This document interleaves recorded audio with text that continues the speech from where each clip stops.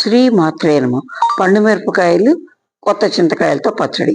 బాగా నల్ల గింజ పట్టకుండా ఉన్న కండ ఉన్న చింతకాయలు తీసుకొని దాన్ని చిన్న చిన్న ఇలా ముక్కలుగా చేసుకొని కడిగి ఆరబెట్టేసుకొని ఒక పావు కిలో ఒక పావు కిలో పండు మిరపకాయలు కూడా పావు కిలో అవి కూడా తెచ్చుకొని పెట్టి రోట్లో వేసి ఇలా మెత్తగా దంచుకోవాలన్నమాట.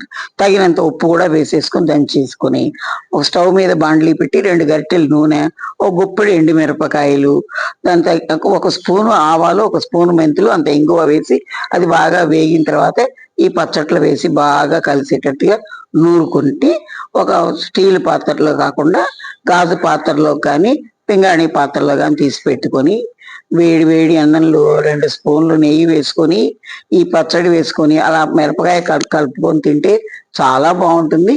పండు మిరపకాయలు చింతకాయ పచ్చడి రెడీ.